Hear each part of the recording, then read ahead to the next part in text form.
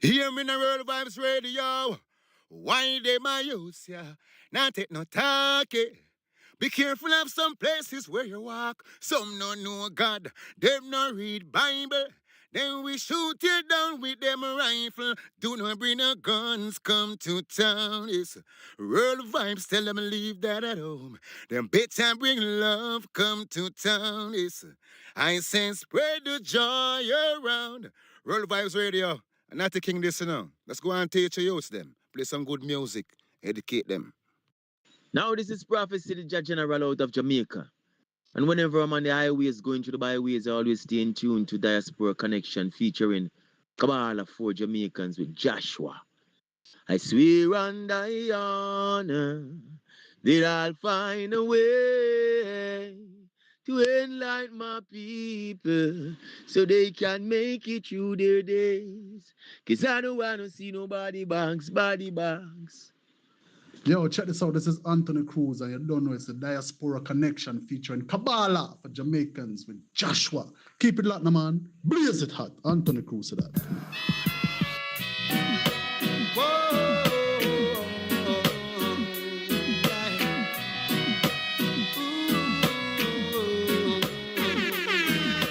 Imagine living in a world where there is no war. And imagine that everyone you see knows what we are living for.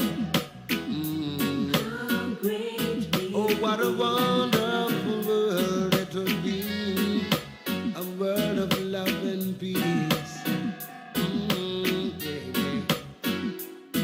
Where no evil can abide, only righteousness increase.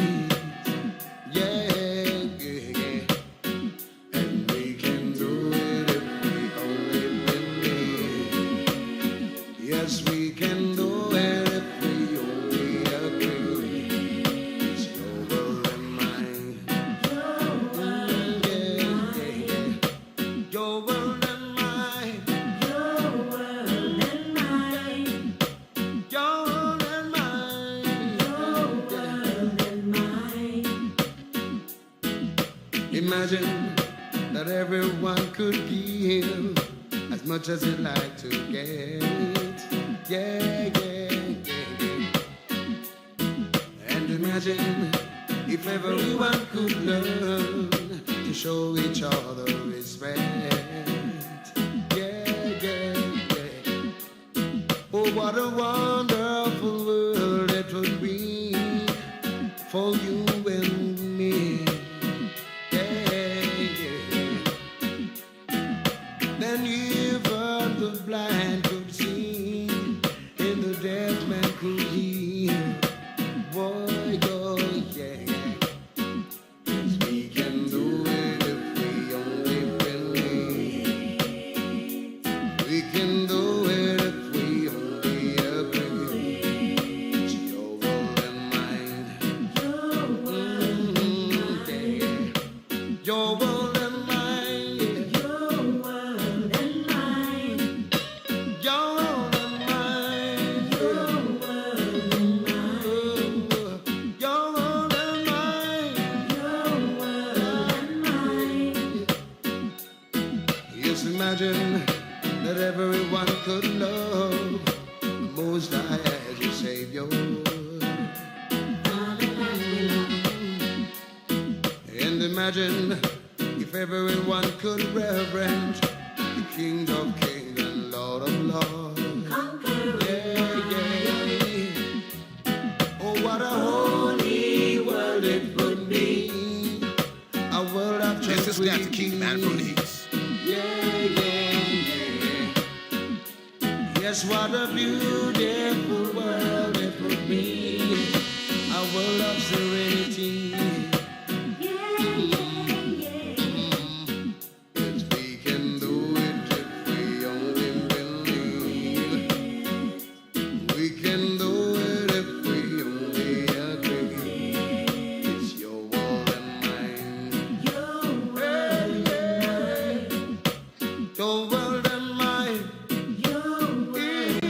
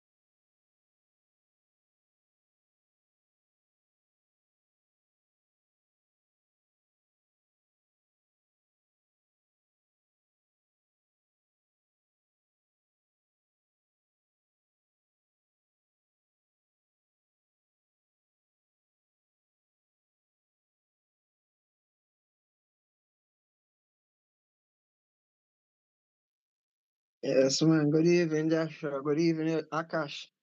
Good evening, Miss Merton. Good evening, all. Great to be here. Yes, man. It's good.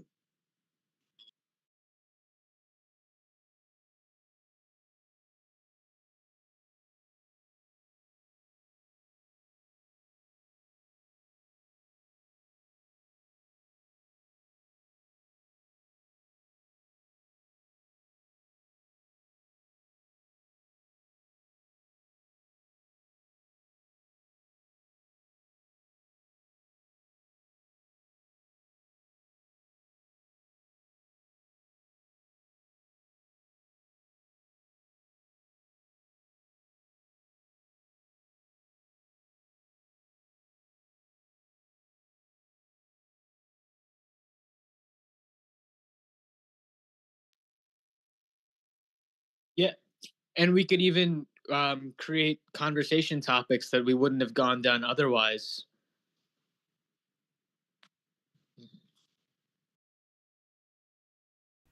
You know, and I am,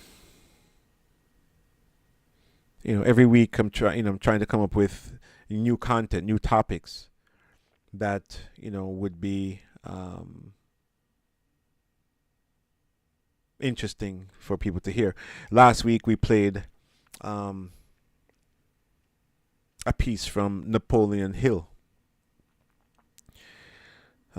wisdom that is practical.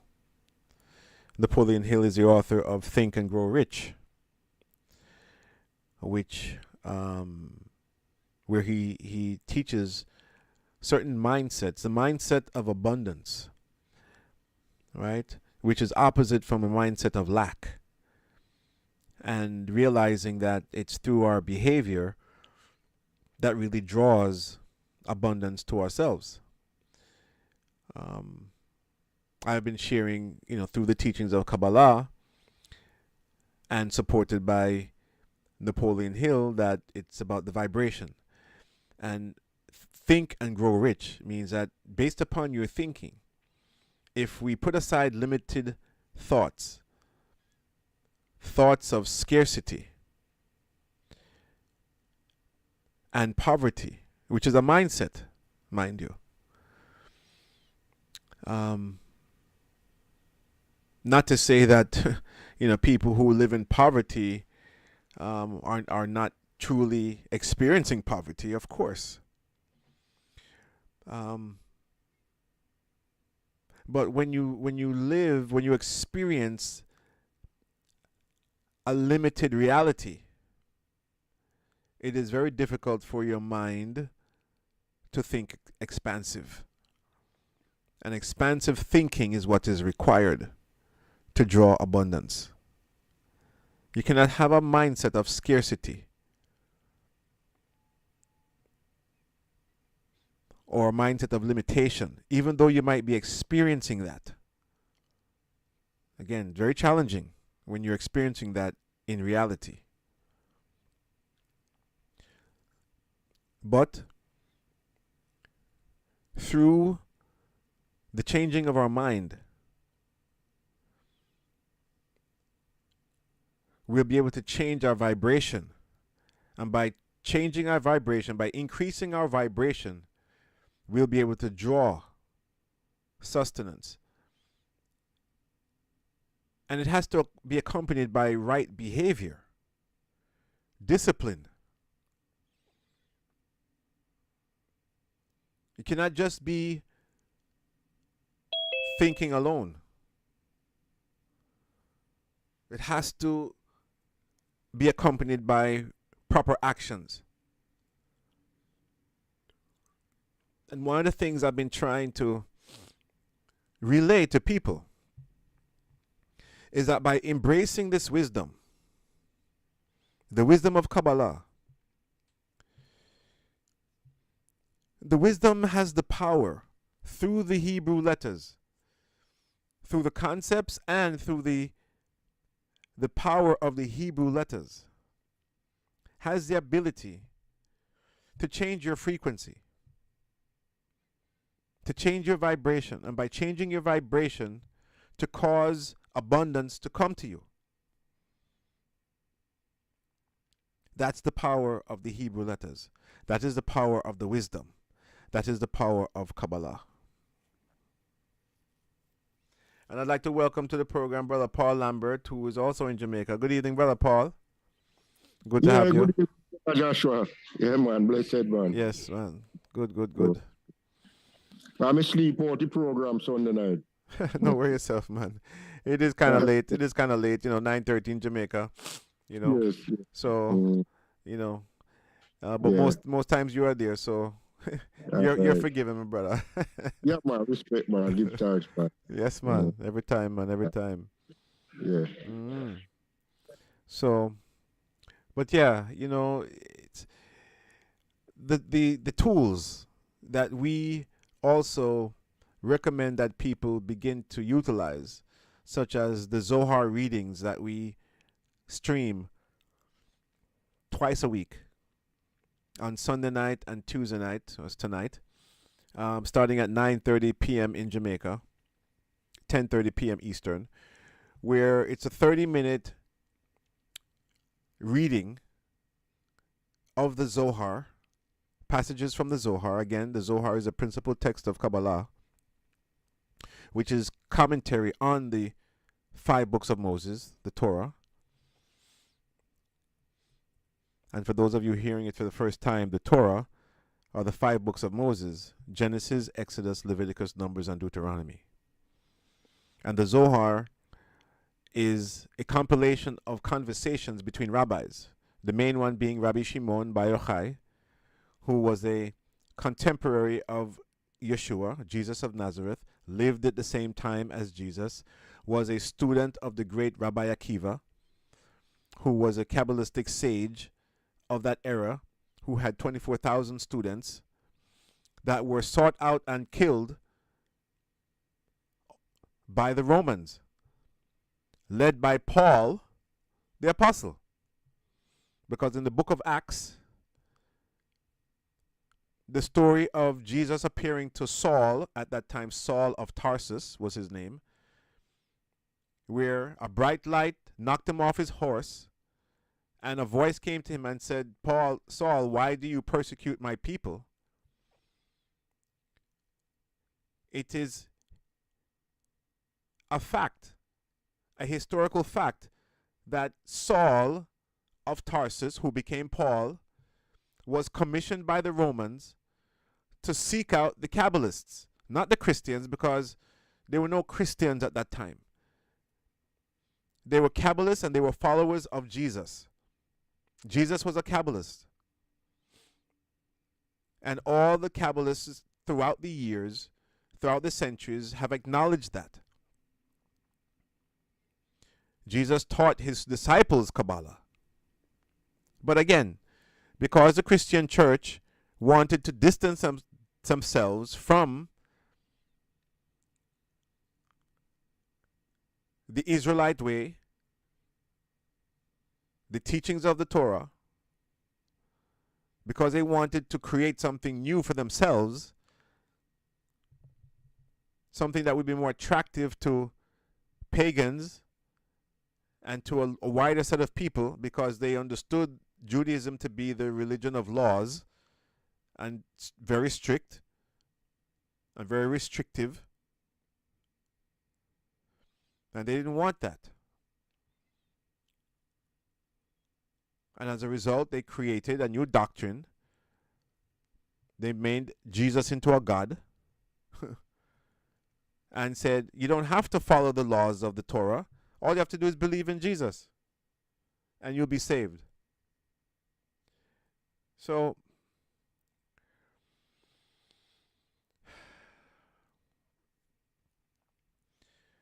and it's interesting with Jamaica having more churches. There, Jamaica is in the Guinness World Book of Records, by the way, for having the most churches per square mile than any other country in the world. It's a fact. Check it out. Look it up. Jamaica is in the Guinness World Book of Records because they have the most churches per square mile than any other country in the world. And yet, we at times find ourselves on the top 10 lists of crime-ridden countries Now, how is that possible? Having more churches than any other country in the world. How effective are the churches, if that's still the case? That's my question.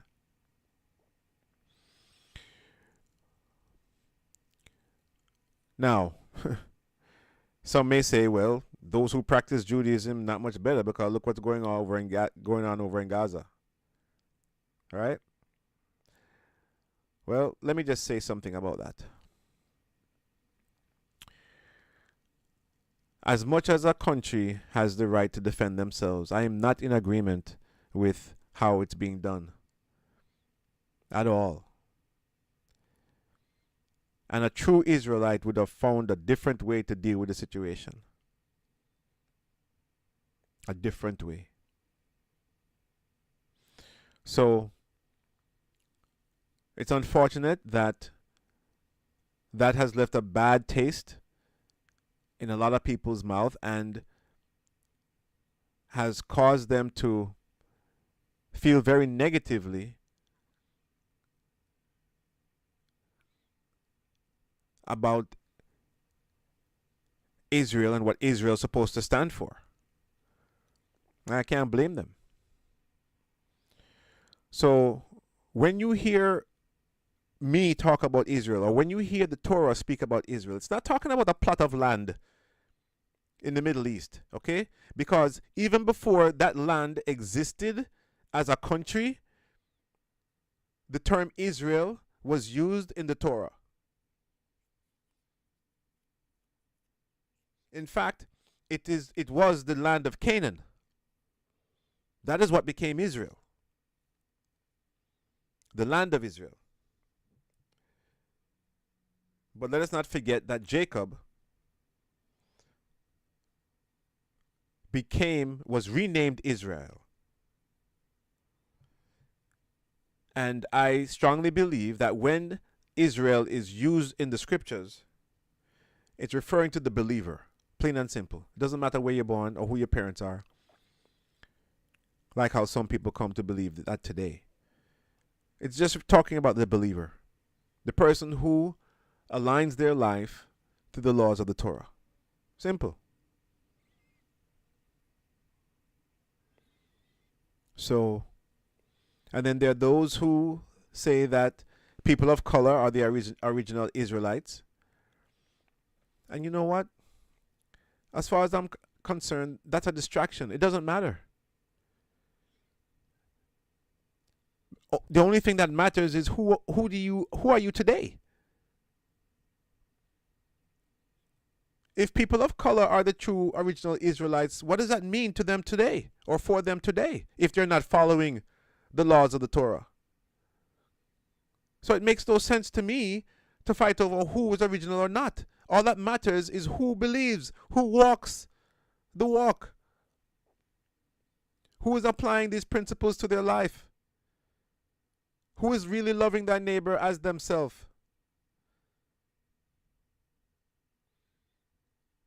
A lot of people feel that that statement originated with Jesus, but it was not. It was in the Torah. God is the one who said that we should love our neighbor as ourselves.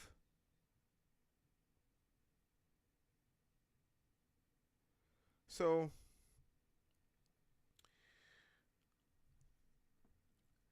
again, what we teach here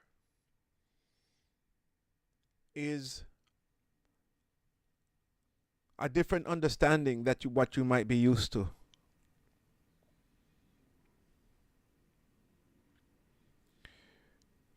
This wisdom is not being sought out by many people. It is becoming more and more popular, for sure. And I am witnessing an increased interest in the people in Jamaica, those who are receiving the Zohar. But unfortunately, since we are no longer on broadcast radio, but are on internet radio, we're not reaching mainstream people.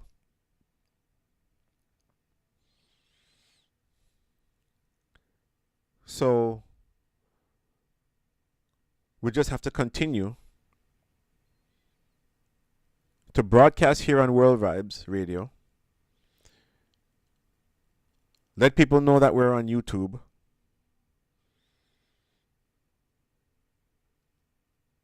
I'll be soon starting a TikTok campaign. I'm putting some content on TikTok, as that is the medium, seems to be the medium of choice these days. Just to get more exposure, just so that people can understand that there is an alternative. A lot of people are disgruntled by religion and by the church.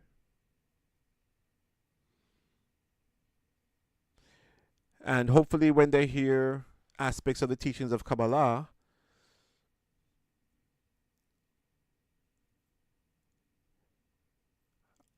they will gravitate towards it. Maybe they'll find value. Hopefully they'll find value in it.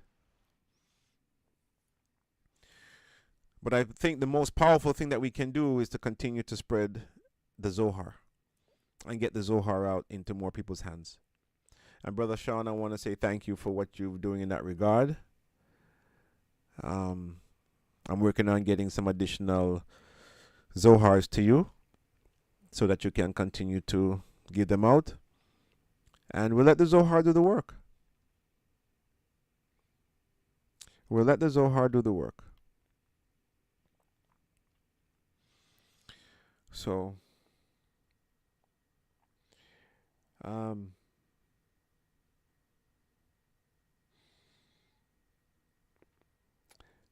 so for those of you who are on the call, I want to take this opportunity to invite you into a discussion,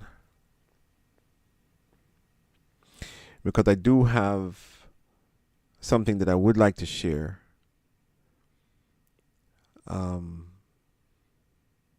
You know, as a Jamaican, and I think most Jamaicans, a lot of us grew up watching kung fu movies, Shaolin Temple, Silver Fox. You know, we call them kickers. And what I'm going to share tonight is some wisdom from a group called Shaolin Soulfire. Something I just recently have been listening to and found it extremely powerful and informative. And these are the types of things that I want to start to incorporate into our program, because it's very practical, and you know, maybe people will it will resonate, you know, with a lot more people. So but yeah, Akash, Sean, Brother Paul, Sister Myrtle, anything that you guys have on your mind that you'd like to discuss or ask about? Well, I'm very glad that you touched on the Israel concept of not just a place on the map, because that's still something that I am trying to understand truly, and not just understand it with my mind, but understand it with my heart. Reconcile it, yeah. Mm-hmm. So I'm very happy to have received that information. Oh yeah, it's horrible what's happening. It's terrible, very terrible. But you know, one of the things, I want to use the word admiration in a loose way, in that one of the things that I admire Israelis for is that they're for Israelis. I mean, you say that you're a Jew, and boom, immediately you're part of the family, and you're supported by them, you know. Unfortunately, regardless of you know, the truth of the matter, you know, they're very much unified, and they'll always justify, you know, the movements and the actions of the Israelis. You know, I see that even amongst my own Kabbalistic students. You know, pray for Israel. Well, what about why not praying for Gaza? Why not praying for the people who are being bombed or being starved? You know, so again, you know, Israelis are for Israel, and you know, it's a wonderful thing, and I use that word very loosely. You know what I mean? They're unified for sure. You know, and it shows in every aspect of life. But I don't agree with what's happening. You know, at all. So, but yeah, and again, I want to be very clear that when we talk about the Israelite or the Jew, we're not talking about any particular ethnicity, because being a Jew is not ethnic. Being an Israelite is not ethnic. It's how you believe. It's how you believe and how you live your life. What principles do you follow? That's what determines an Israelite. Do you follow the teachings and the laws of the God of Israel? The God of Abraham, Isaac, and Jacob. That's who an Israelite is.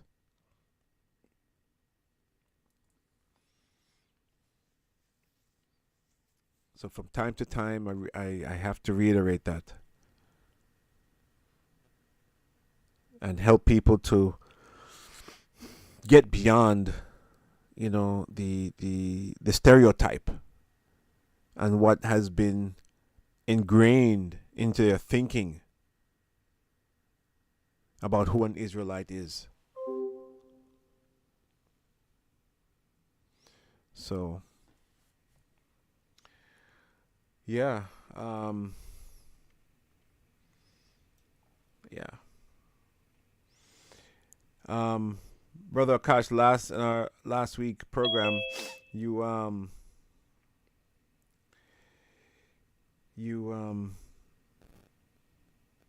were having, I wouldn't say some difficulty, but you were being challenged in some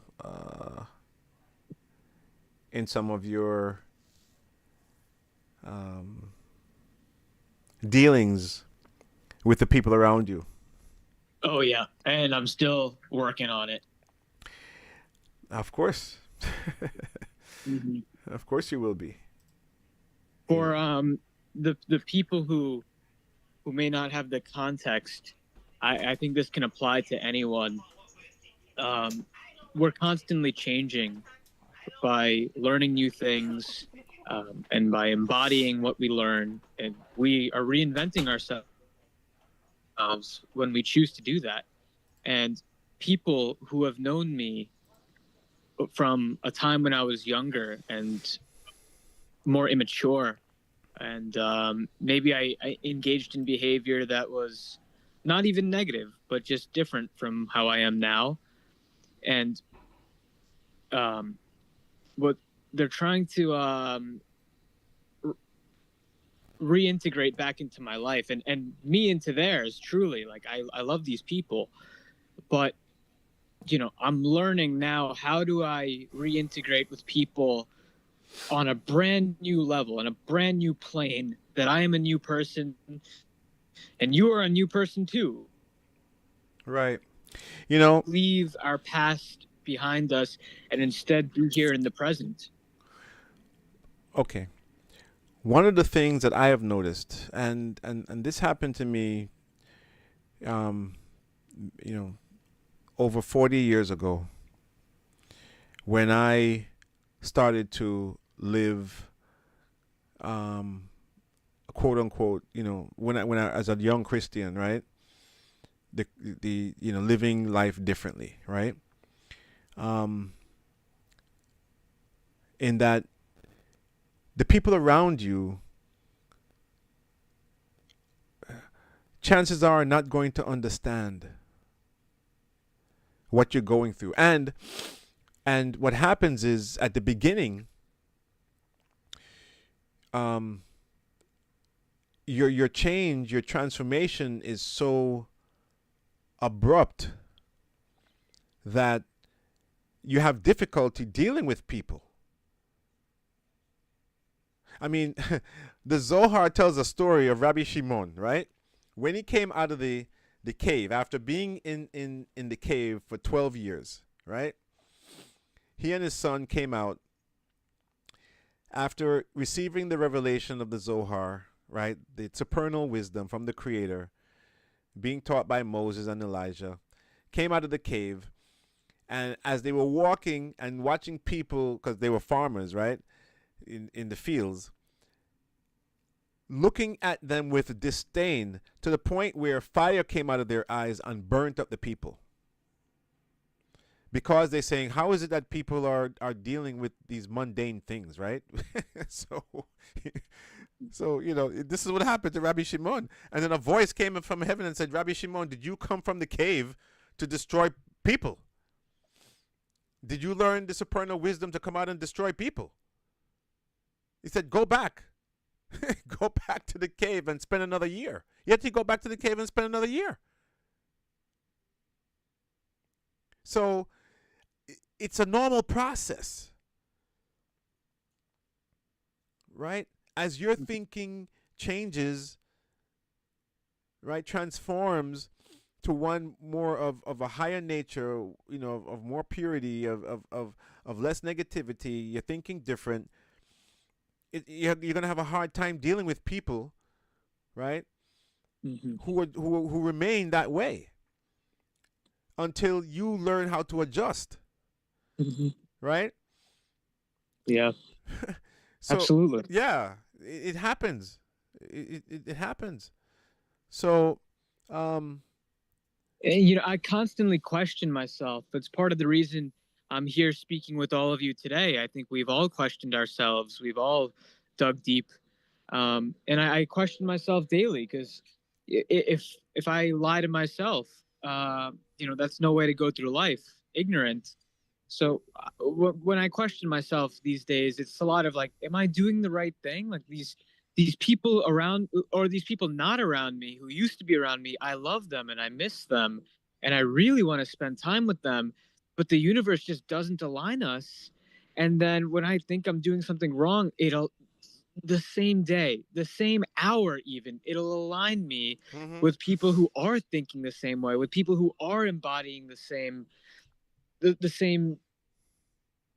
wisdom, you know. So right. it can be a little frustrating because I really miss those people. Yeah, well, you know, again, so I mean, here's the thing, right? If we are obtaining more wisdom, then that wisdom should help us to deal with those people a little better and have a little bit more understanding. Again, it takes an adjustment. It takes time, right? We're supposed to have more compassion, more empathy, more mercy, right? And we're supposed to be less judgmental. Why? Because we have more of an understanding. Understanding of what? Understanding that we were where they were also. Right? The only reason why we're thinking differently now is because we've been blessed. Our minds have opened up. We've received revelation. We've transformed a bit. But again, the danger is we can tend to become more judgmental. Right? Yeah. But when we look at the behavior of Yeshua, of Jesus, you know, or some of the greater sages, you know, they were less judgmental. You know, they were more understanding. I mean, Jesus could say on the cross, "Father, forgive them, for they know not what they do." Right? That's compassion. So, and you know, they wanted to accuse Jesus. They accused Jesus of being a glutton, a wine bibber, and a glutton. Well, what does that mean? and that he ate with sinners, right? he understood the key to getting through to people, right? Them being sinners didn't prevent him from being with them. Mm-hmm. You know what I mean? Yeah. Them having a different way of life or a different way of thinking didn't prevent him from being with them. Mm-hmm. It, What was that parable of which of you is without sin? You may cast the first stone. Exactly. Right? So, you know, I can be around people who don't have the same understanding as me, and it doesn't affect me. Now, if they're behaving in a way that I don't like, I'm just going to remove myself, right? Mm-hmm. That's all. But I can eat with them. I can drink with them. Mm-hmm. Right? Brother Joshua, I have a very honest confession to make. So there is someone in my life who I interacted with pretty frequent, not super frequently, but enough, relatively, maybe 2 years ago. And this person is honestly a great person. That's why I interacted with him. He's a friend. Uh-huh. One of the things that I noticed he would do is he would talk poorly about others to me. And I have this belief in my mind that if someone speaks poorly of others to you, you can be sure that that person is speaking poorly of you to others. And then or to others about you. Exactly. Mm-hmm. Yeah. Is that what I said? You know what I meant. Yeah. And then, you know, we kind of phased away out of each other's lives for the better, honestly, because, you know, I felt betrayed because I had opened up and he had been so understanding. Yeah. And I have my confession is, I mentioned this friendship it took place like mainly 2 years ago. Yeah. Last year, I had heard, I don't really keep up anymore. I focus on bigger things, but this just came up now. So last year, like once, so across the entire year, I had heard that he was doing well.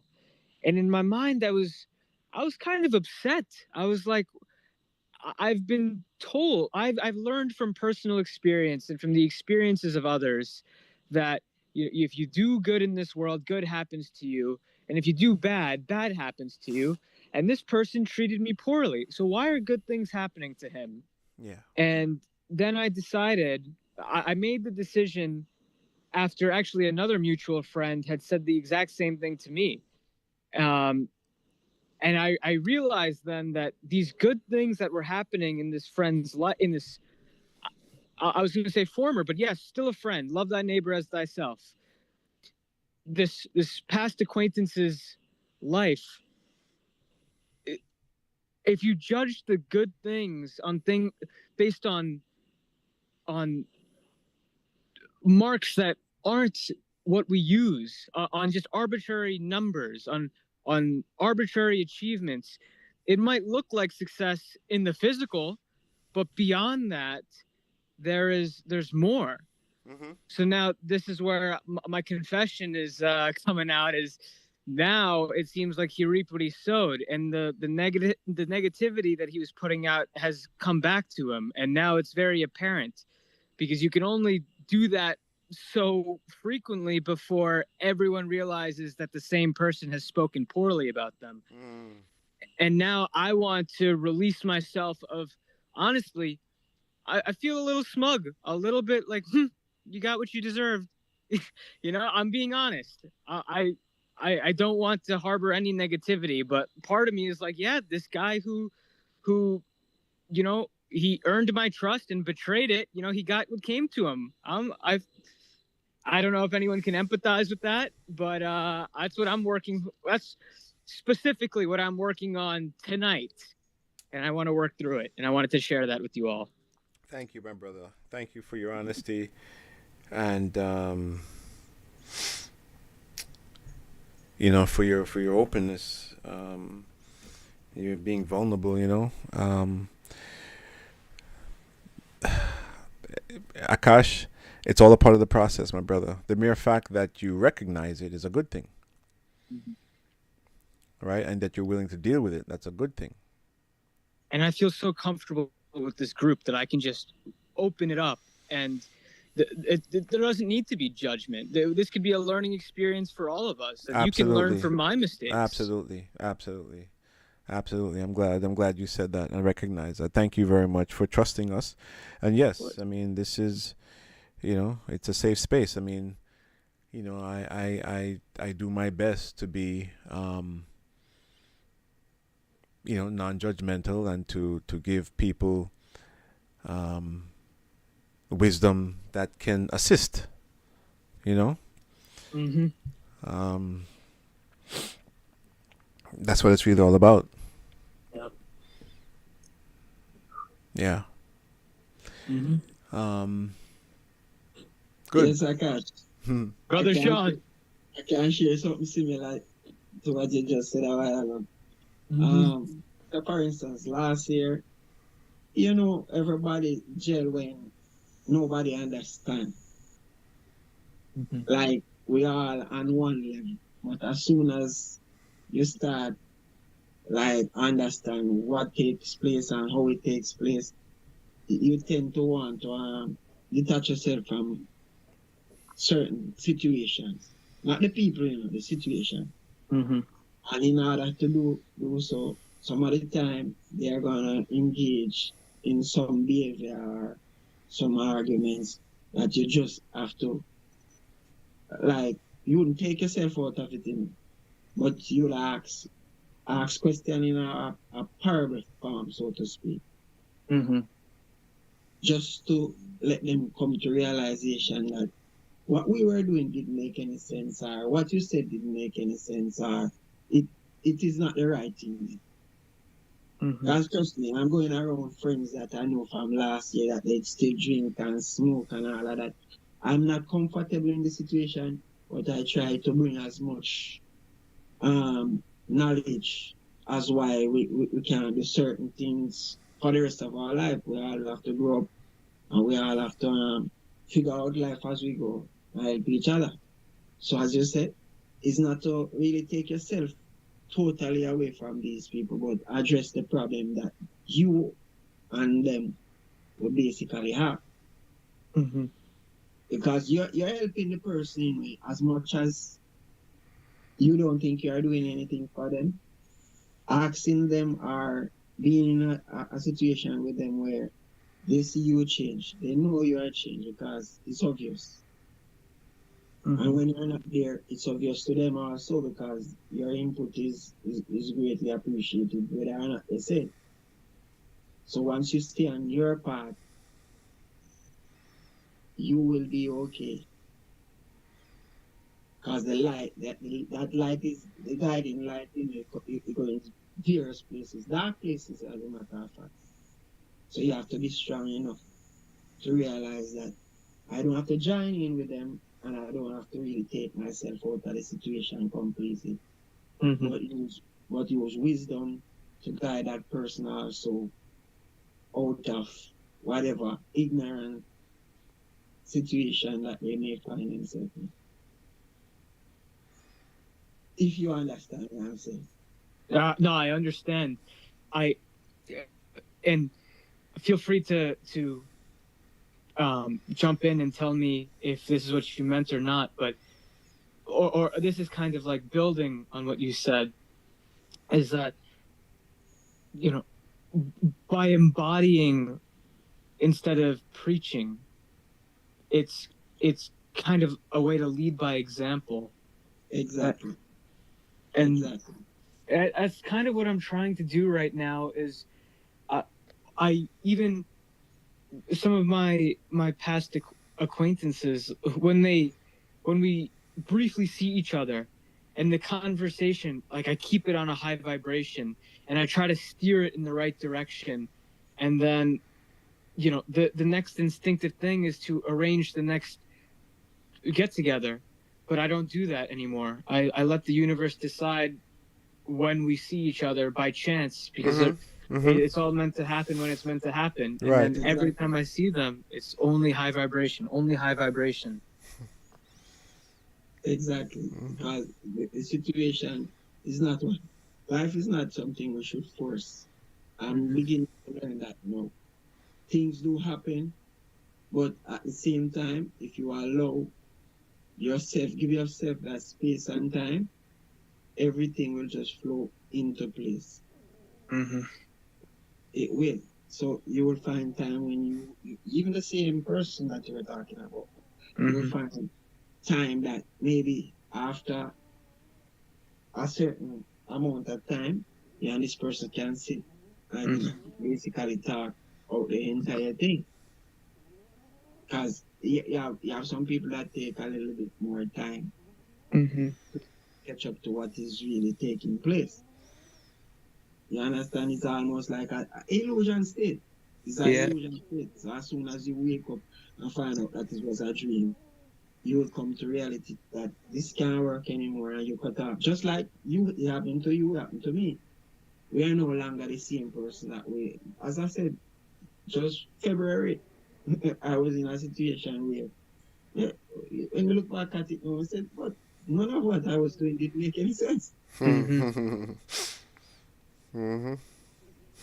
And then people will see you, they actually see the changes and the light is on you. So they are going to gravitate towards you. They're going to try to pull you into things. But the Spirit of God won't let you go back where you're coming from. You move forward with the Spirit of God. The Creator's light take you from a place of darkness into more light, not back into darkness. So if you happen to be in that space, just know that you are there for a reason, and the reason is enlighten others. So we have to share kindness still, we have to share love still. Distribute the positive things that you have. Mm-hmm. Yep. That's right, John.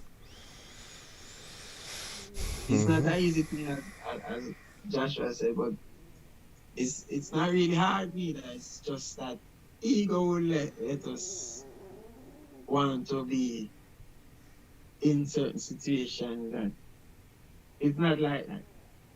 It's just you be you, and as you grow, you help others to grow too. Yep. Yep. Yeah, man, I definitely this forum as topics like these, Joshua. Yeah. Because other people have the same struggles, Yeah, man. how they deal with certain situations. So once we start talk, they start looking into things and it do help. Yep. This program do help. It helped me a lot. I'm glad.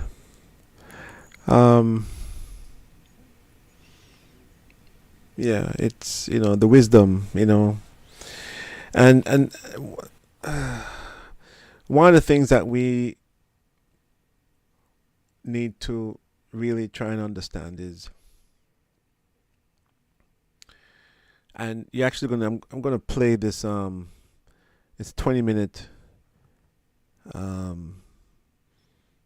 talk from this group called Shaolin Soulfire. And it's about not being moved by things or activities or situations, right? But to remain steady and steadfast.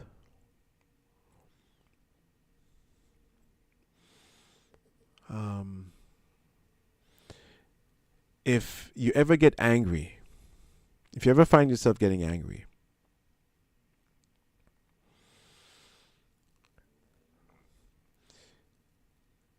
and I'm not saying that people don't do things that you should not get angry at or about. However,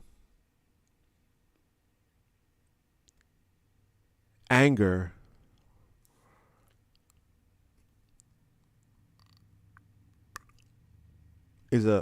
bears witness of ego. And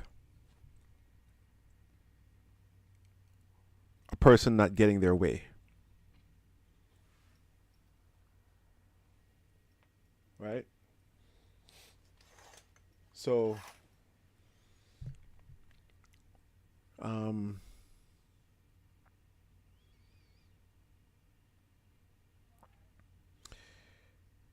it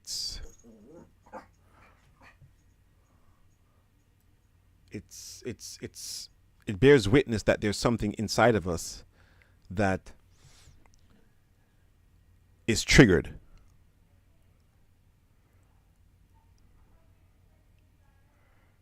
All right.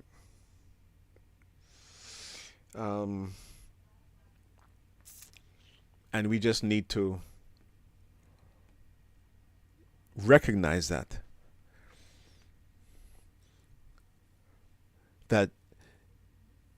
there's still something inside of us that can be triggered, and we must get away from those triggers.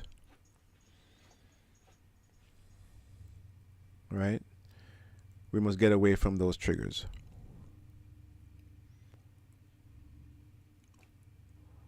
So again, people are going to behave in ways that you don't like. People may do something in a disrespectful way to you. Not saying that you should accept it, but just recognize that it was a trigger. And we are to come to a place where we are not triggered. There are no more triggers. Right?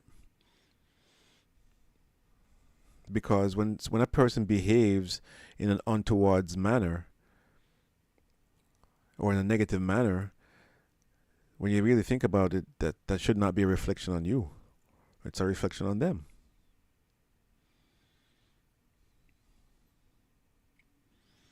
You may not like what they did, but it's really on them.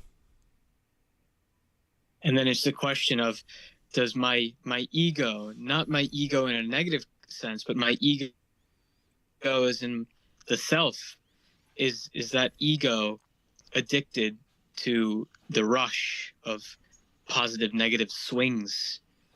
And maybe it's part of the journey to stabilize. Yes.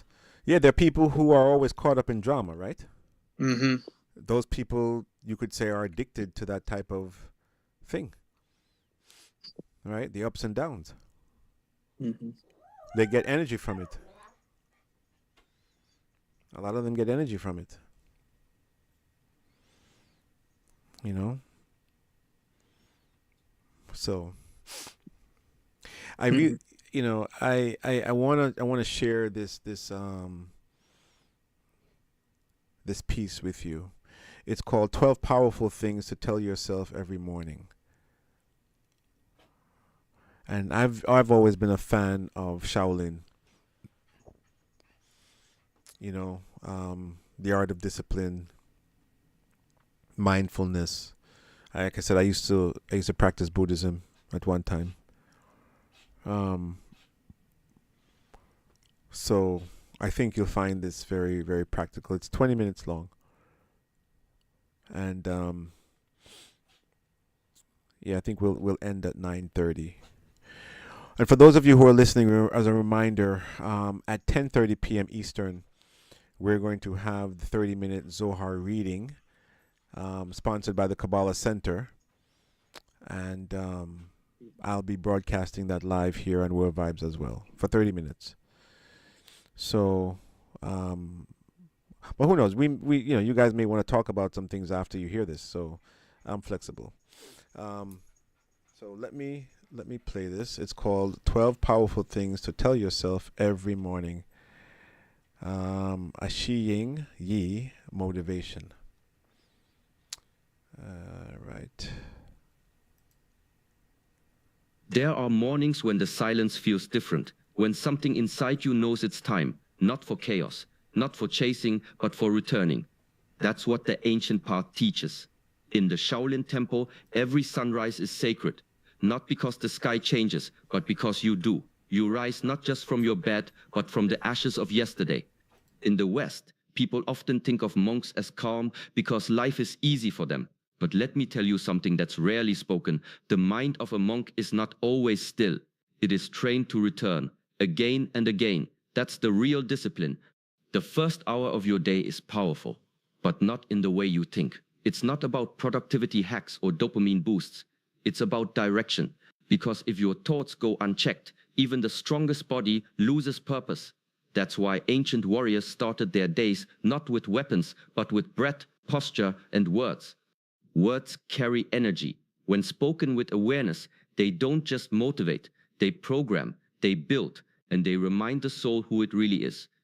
In this video, I will share 12 powerful things you must tell yourself every morning. Not quotes, not affirmations, but practices of the inner path, rooted in Shaolin, refined through experience and forgotten by most. These are the phrases that kept monks grounded during famine, invasions, and years of silent retreat. These are the words that shape not just how you feel, but how you move in this world. If you stay till the end, you won't just learn what to say, you'll understand why it matters. Welcome to the Shaolin Soulfire. This is not a channel, it's a path. Subscribe and begin again. There was a time I thought freedom meant doing whatever I wanted. No schedule, no rules, just flow. But that kind of freedom becomes a trap, because when you follow every impulse, you don't move forward, you spin in circles. In the temple, the bell rings at the same time every morning, not as punishment, but as a compass. It tells the body, the mind, the spirit, wake up, align, begin. People outside often ask, isn't that too strict? They see the early hours, the repetition, the silence, and they assume it's suffering. But here's what they miss. Discipline is not suppression, it's selection. You're not forced, you choose. You choose to direct your life instead of being dragged by it. Shaolin training doesn't begin with high kicks or flying moves. It begins with how you clean your bowl, how you fold your robe, how you breathe when no one's watching. These small things create rhythm, and rhythm becomes power. Without structure, your energy leaks. You think too much. You start things and don't finish. You avoid the hard things and chase the easy ones. But with discipline, something changes. You become calm, not because life gets easier, but because you become clearer. Each habit is a message to yourself. When you rise early, you say, my path matters. When you train, you say, my body is sacred. When you stay consistent, even when no one sees it, you say, I am trustworthy. This isn't cruelty, it's care. This is how a warrior prays, through order, through focus, through repetition, not to impress others, but to sharpen the self, to stay steady while the world shakes. A thought moves faster than the body. Before a hand strikes, before a foot steps, there's intention, invisible but powerful. This is where mastery begins. In the temple, we don't just train the body, that comes later. First we observe the mind, like watching water settle in a glass. You wait, you don't stir it, you just look. And in that stillness, you begin to see the patterns, the fears that shout, the doubts that whisper, the anger that hides under control. Most people live by reaction. A thought comes and they believe it. A feeling rises and they follow it. But this is not freedom. This is being ruled by shadows. The monks have a saying, one thought, one cut, like a sword strike. If your thought is scattered, the movement will be weak. But if your mind is sharp, the body follows with precision. That's why we train the mind as seriously as we train the fist. Not by force, by discipline. You see a thought and you ask, is this true? Is this helpful? Does this move me forward or pull me back? Over time, thinking becomes like form practice. You refine it, cut what's sloppy, repeat what's clean. You learn to stand still in chaos, to act without panic, to feel without drowning. This is what kata teaches, not just movement, but presence. You can practice the same motion 1,000 times, but each time it reveals something new, just like the mind. So don't believe every thought that passes through. Don't obey every voice in your head. Train them, sharpen them. Make your mind a quiet place so your body can move with certainty, not confusion. That's the beginning of inner mastery, where the fight ends before it even begins.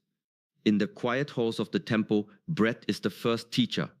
Before the body learns to move, before the fists learn to strike, you learn how to breathe. Not just to stay alive, but to become awake. Because in Shaolin, breath isn't just air, it's awareness. It's your anchor in a drifting world. There's a lesson taught early in training. Control the breath and the mind follows. But here's the deeper truth. They're not separate. When your breath is shallow, your thoughts are scattered. When your breath is steady, your mind returns to stillness. In moments of pressure, when the noise gets loud, when thoughts race, when emotions flare, the average person fights the storm. But the monk returns to breath. One inhale, one exhale. No panic, no resistance, just presence. You don't need to fix the chaos. You don't need to outrun it. Just stand inside it and breathe. There was a monk who trained for years, not to master a form, but to master silence through breath. People thought he wasted time, but in the end, he could walk into battle without fear. Not because he was stronger, but because nothing could pull him from his center. That's the power of one full breath. It brings you back to your body, to the moment, to the ground beneath your feet. Most people live in fragments, mind in the future, heart in the past. But the breath only lives here, now. That's why it's sacred. So next time your mind starts to spin, don't fight it, don't feed it, just breathe, gently, deeply, slowly. Let the world swirl if it must. You stay still.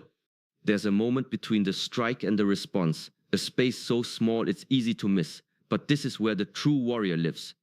Not in reaction, in awareness. In the old days, warriors trained not just for speed, but for stillness under threat. When the blade came close, they didn't flinch, they watched, they waited. And when the time was right, they moved, not out of fear, but out of choice. Most people don't live that way. They're pulled by noise, triggered by emotion, pushed into motion by habit. Someone says a sharp word and they bite back. A plan fails and they collapse into anger or doubt. But the path of mastery asks for something harder. To pause, to feel everything and yet not be ruled by any of it. This is what makes a warrior different from a fighter.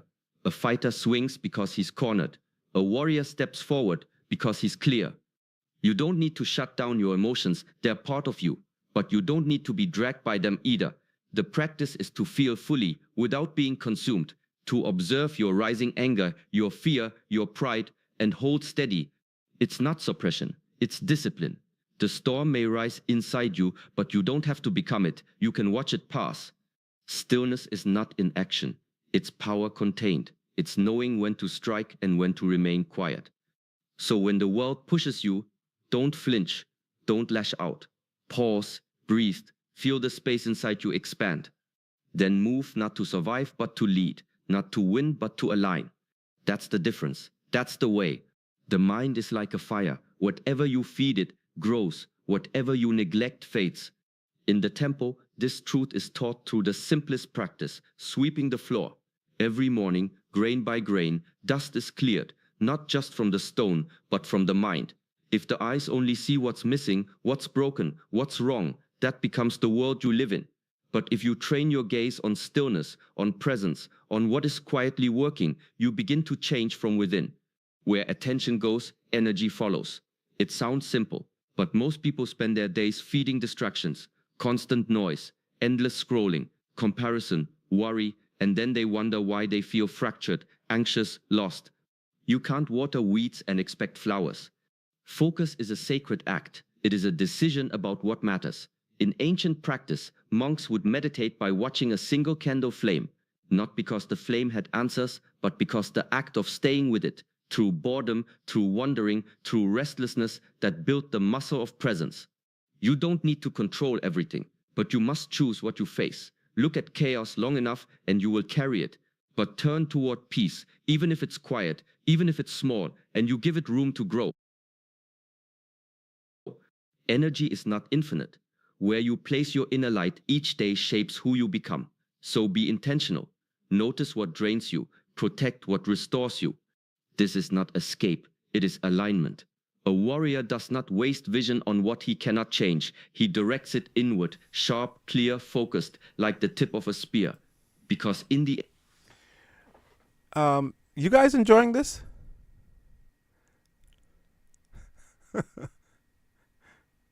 Yeah, I feel like you're speaking directly to me. I mean, this is powerful stuff. This is powerful stuff. Oh, I think it also takes And a you willing don't be- vessel, open vessel, to truly appreciate it. well, yeah, well, I think you guys are appreciating it. Mhm. I mean, yeah. become what you want. You become what you pay attention to. Strength doesn't always roar. Sometimes it's the way you stand when no one is watching.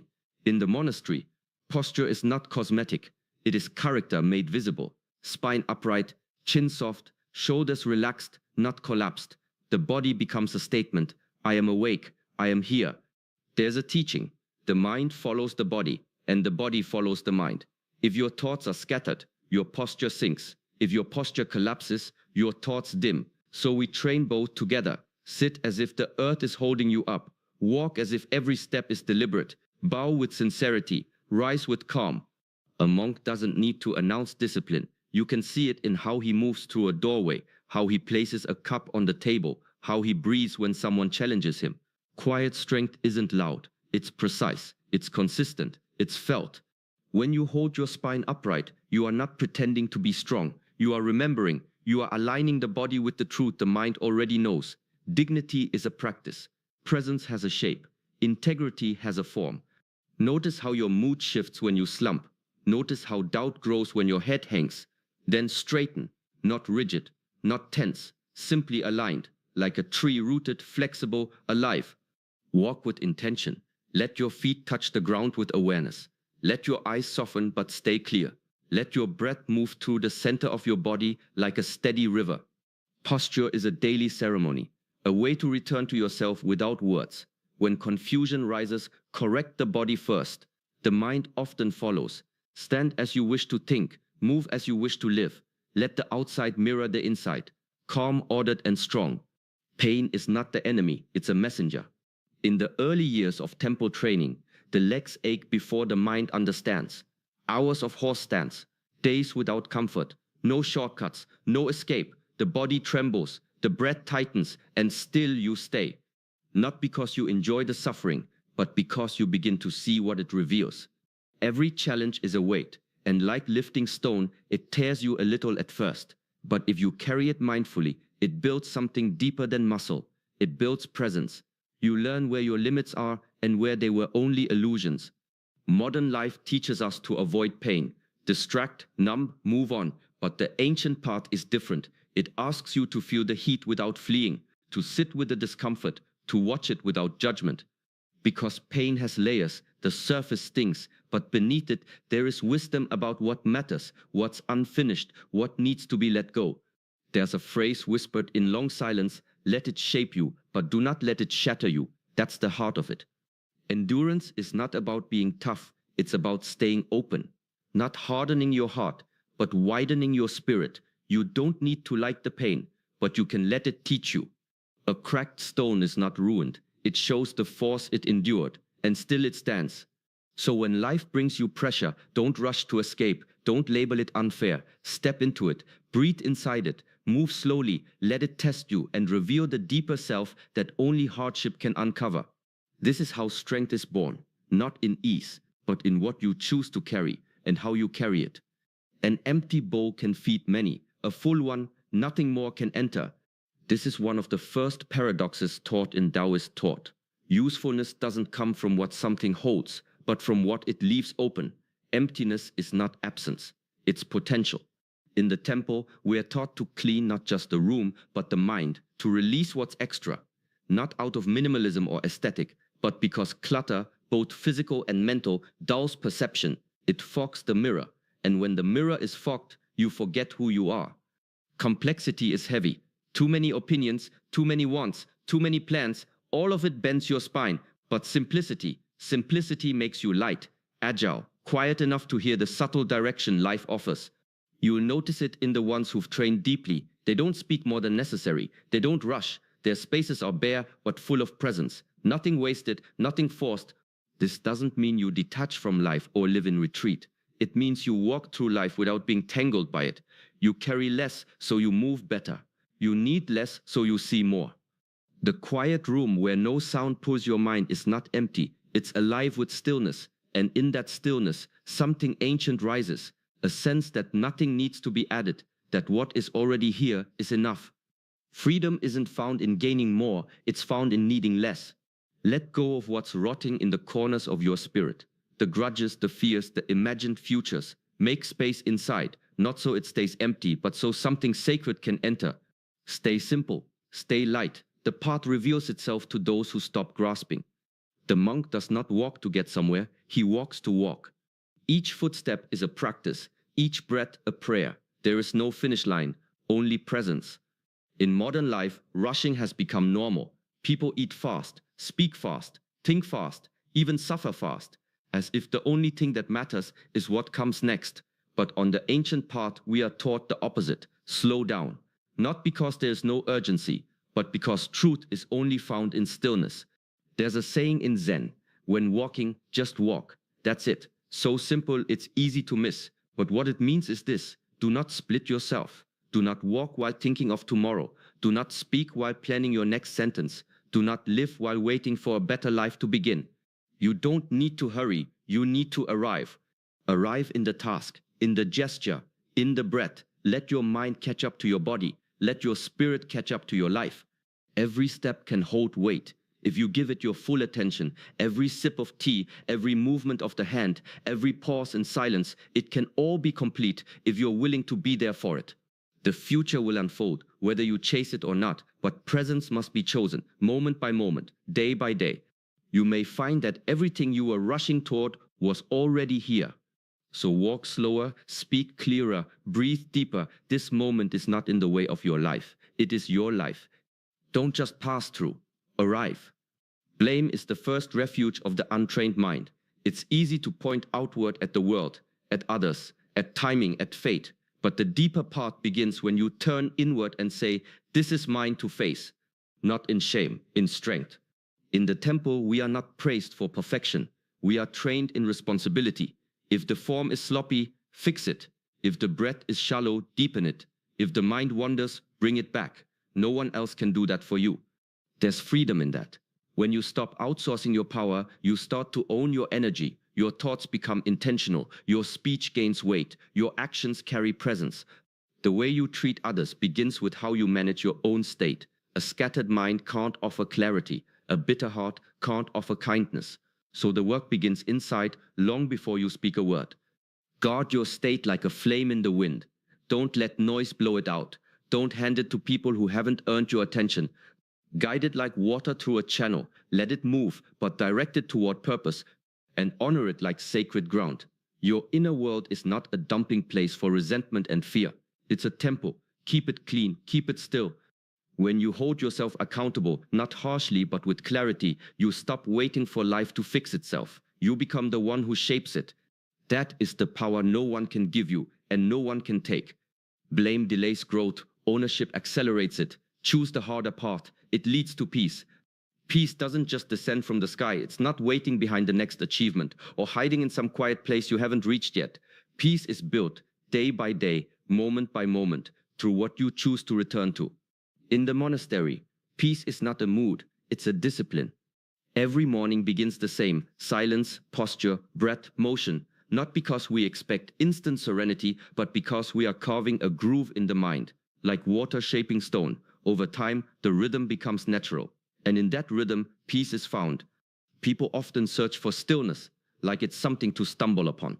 But the truth is, it's something you build. Through the things you repeat, through the choices you protect, through the noise you refuse to let in. It's easy to feel calm once in a while, but to stay calm in chaos, that comes from repetition. You sit again even when distracted. You move with control even when tired. You speak slowly even when angry. That's not personality, that's training. Mastery is not a moment of breakthrough, it's the discipline of return, over and over, without needing fireworks or applause. Even sweeping the floor becomes part of it, not just a chore, but a practice. Move with attention, breathe with intention. This is how the ordinary becomes sacred. The world will always offer you reasons to speed up, to tense, to react. But your peace doesn't depend on the world, it depends on your rhythm, your rituals, your willingness to begin again and again and again. So today, choose your steps with care. Sit for one breath longer. Speak one word less. Move with just a little more awareness. That's where peace begins, not by accident, but by practice. The way isn't something far off. It's here in how you rise, how you breathe, how you speak to yourself when no one else is listening. These 12 reminders are not meant to impress the world. They're meant to align you with it, quietly, steadily, one morning at a time. Let them guide your posture. Let them shape your focus. Let them return you to presence when your mind begins to drift. You don't have to master them all at once. Just begin. Practice one, then another. And soon, the rhythm of your days will begin to change. Peace grows where attention is given. Discipline deepens where you choose to stay consistent. And clarity rises from within, not from outside noise. So tomorrow, when you open your eyes, return to these truths. Carry them like silent companions. Let them remind you who you are and who you are becoming. Thank you for walking with us today. If this part speaks to you, we invite you to like this video and subscribe to our channel, Shaolin Soulfire. Until next time, stay steady, stay light, and keep returning to the way. Wow. Wow, wow, wow. I tell you, that was beautiful. Beautiful. Beautiful. Just beautiful. You know, I took some notes. And I want to share some of the things that really resonated with me. Woo!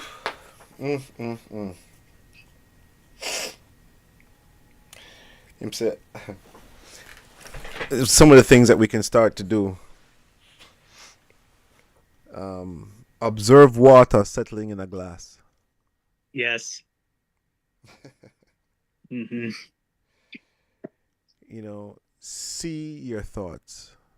You know, Buddhism teaches that if you want to change something, you have to first label it. You have to first identify it. Right? So observe your thoughts, right?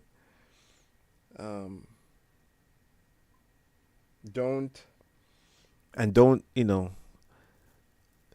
don't obey everything that you hear in your head, because it's not, you know, there's so much noise out there.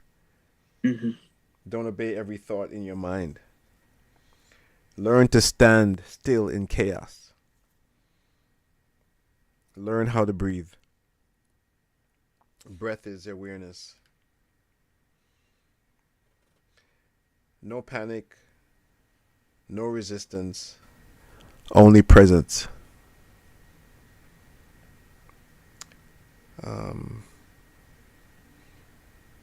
The breath only lives here.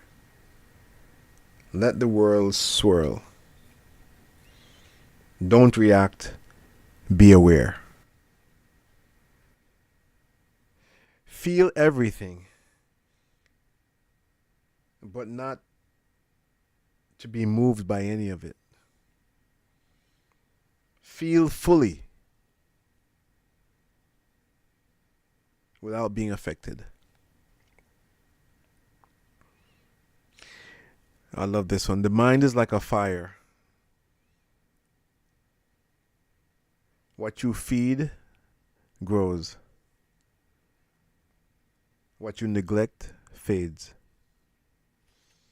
I wrote that one down earlier. I was listening to this.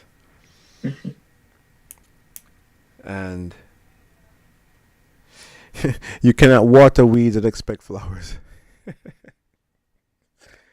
I like that one too. Wow. That was tremendous. And I'll send the link, the YouTube link, to you guys individually, so that if you want to go back and listen to it, you can. Thank you. Yeah. It's perfect. It's serendipitous. How was it, yesterday or the day before, Brother Joshua, when I had called you and I had asked you, when I observe my thoughts and I journal, I don't want to accidentally manifest the negative thoughts, but I do want to label them, and I want to be cognizant and aware of them. That's right. And change them. There you go. So there's confirmation Mm-hmm. of how to handle it. Yeah. Yeah. Yeah. Yeah. For sure. Good stuff. Good stuff. Good stuff. Brother Paul, y'all listen?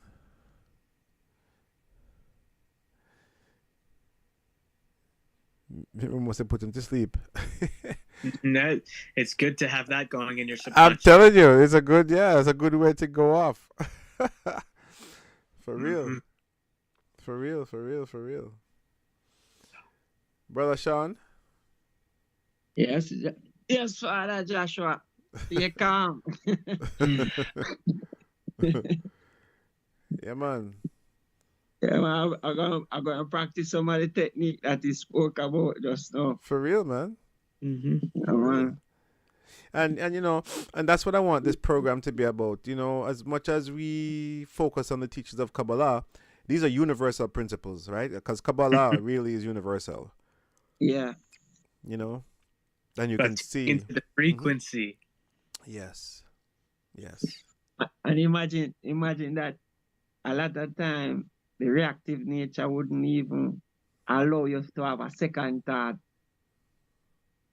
That's right. It becomes the first, primary, and only. Yes, and you just move. Mm-hmm.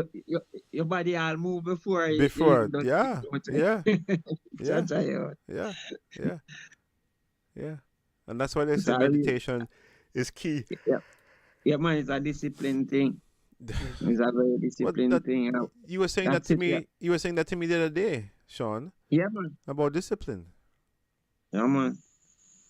Yeah, After a while, your practice become perfect. that's right.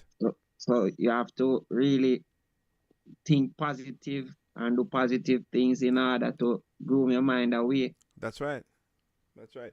And you know, I had a brother who was a goalkeeper coach, and he always used to correct me because most people say the phrase "practice makes perfect," right? Mm-hmm. But what he used to say, he used to correct me and say, "No, perfect practice becomes True. perfect." Exactly. Because you can practice something the wrong way, and it to become perfect, it just becomes wrong. Yeah, man, you're worse off. You're worse. You just keep repeating the same mistake. Yeah, man. But And it becomes easier and easier to perform it incorrectly. incorrectly, exactly. So perfect practice. Actually, some of what you talk about, if you, for instance, when we go outside and I read the Zohar and basically meditation. My thing, I love to watch what the breeze do to leaves and stuff. Like most of the time, I see the tree and it twirl and it spin and it twirl, but at the end of the day, it come back to a perfect calm after the breeze pass. Okay. And then that kind of help me with breathing too. So you go and inhale and when you're taking in the air for the most part, we are even not we are not even aware of breathing techniques, Joshua. How to take a proper breath, It's true. It's true. So we are all over the place when you can't control not even your breathing. Yep. And the breathing thing, it bring you into focus because majority of the time when we used to small and they always tell us about breath control, as I was telling you the other day. And we realize it helps because we calm down, and when we calm down, we able to find peace within whatever made us upset, and the situation get better from there. But if we just what we call it, in panic breath, it gets worse. So a lot of what you were saying a while ago has to do with you centering yourself through taking in oxygen and down. Yep. It's so amazing how the simplest of things, the things that we come programmed to do effortlessly, we somehow complicate them. Look outside and look at the trees. They don't mess it up. They do it perfectly. That's right. And we complicate things. We overcomplicate things with the noise of physical life. Yeah. Because we have free will. We've been given free will, right? So in that way, we can relish in our imperfections because that is our humanity, and then we can still enjoy the pursuit of perfection. Yes. Yeah. Yes. That's right. The joy is in the process. Yes, we live, we learn, man. Yeah. And as I said, share good things. So once you are able to retain something good, let others experience it by you showing them. Because after all, we're going to learn from stage 1 to wherever time we get on this earth. We learn every single day. Yep. Whether you choose or not. Yep. To accept that you learn. Yep. And once we put a good and evil, so once we start copy the good things, overall, we're going to attract that energy. And that's what we all need, the positive energy. Yep. Yes, we do. Yes, we do. Yeah, man. No, this was great. Yeah, this was great. And tomorrow night I'll share, something else from this group, Yes. Shaolin Soulfire. So Is it Soulfire? yeah, Shaolin Okay. Shaolin Soulfire. I had seen just a little clip. He was doing an interview one time, but it's the first I'm really listening, so I am gonna look it up when I finish and Okay, cool. basically learn some new stuff. Yes, man. I mean, look, I this is my 198th episode, approaching episode 200. Oh, we got to do something special. Yeah, that will be let's see, next week Tuesday will be our 200th episode Yeah, man. milestone. And I labeled this one Wisdom for the Ages Yeah. because it's to show the universality of practical wisdom. Yeah. That whether it be Kabbalah, whether it be Zen, all right, or the Tao, It's all connected, man. truth is truth. Yeah, truth is truth. It's all connected. And we can get it from anywhere, But it's good to, and and the practices might be slightly different, but again, it's truth. Yeah. So, gentlemen and Miss Myrtle, I'm gonna go take a break, and then I will be back at 10:30 p.m. Eastern for the Jamaica Zohar call, 9:30 in Jamaica, yeah, which is 40 minutes from now. Actually, 50 minutes from now, yeah. All Brother right. Joshua, I had a Yes. question. Sure. I know that we're heading into, or have we entered into, or are we Leo. entering? We're in Leo. We're in Leo. We're in Leo. Yeah. Last Yeah. week Wednesday, I shared I actually played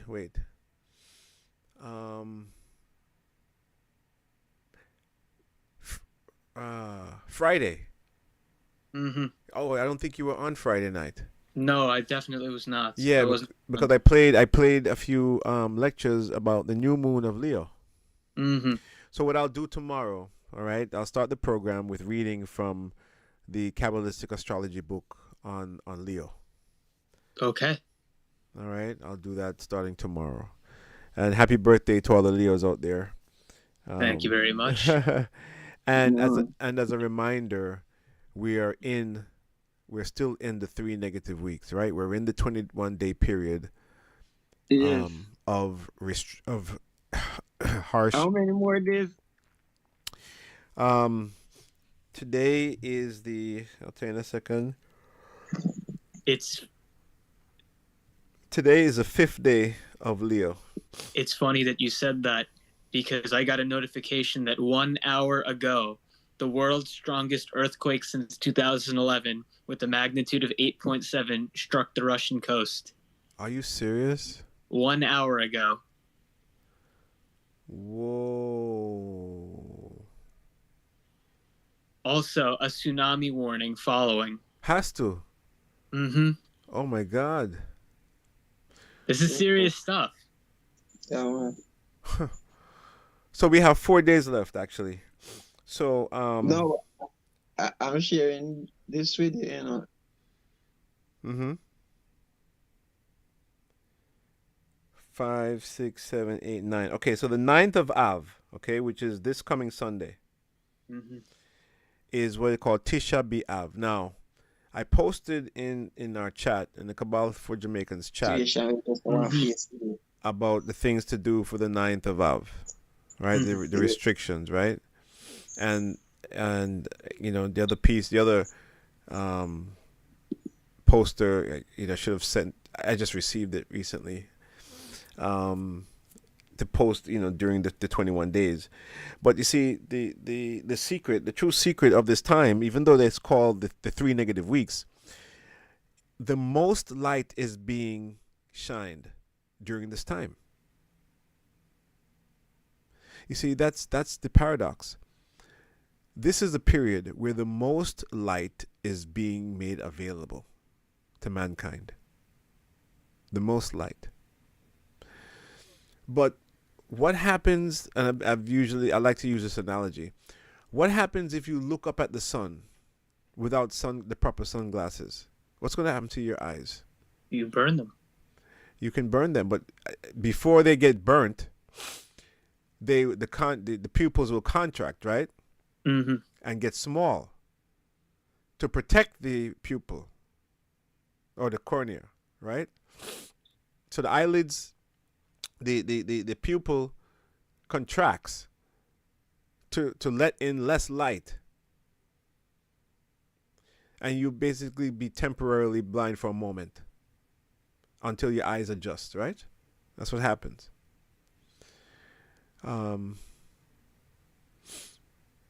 So the 9th, this 21-day period is a period where the most light is being shown.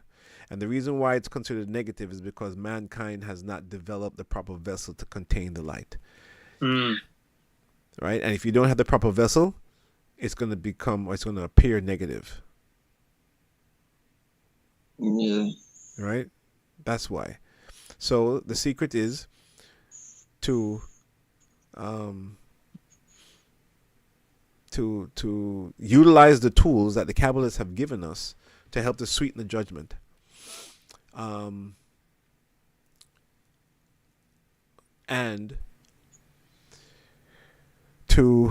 on the 9th of Av, which is this coming Sunday, which is a period of restriction, it's a fasting day, right? And why do we fast? And why do we have those restrictions? Because we don't want to give the other side any more energy or strength than he already has. Okay, so it's the one day that has been given totally over to the Satan, and that is why so much destruction has occurred throughout history. Yeah. So that's this coming Sunday. So I'll talk a little bit more about it tomorrow, as well as I'll talk about Leo. And, just continue to not put yourself under unnecessary risks. Be careful. And we'll see you guys later on the Zohar call. And then for the listeners, again, we'll be back here in about 45 minutes. Where we will be streaming the Zohar call. I invite you to come and listen, just to tap into the energy of the the Aramaic, because the Zohar is written in Aramaic, which is a dialect of Hebrew. Yeah. All right, guys. Thank you Yeah. so much. And you as well. yeah, we'll see you in about 45 minutes. And then tomorrow we'll talk more about Leo and the 9th of Av. Okay. Good night, Miss Myrtle. Blessings, one soul. All right, my brethren. Bless up. One soul, yes? One soul. Good night, everyone. All right. What's up, See you guys. soon. Good night. One man. soul. One soul. What's up? It's a long boy. Him probably asleep, man. It's all good. All right, so cool. See you guys soon. Yeah, man.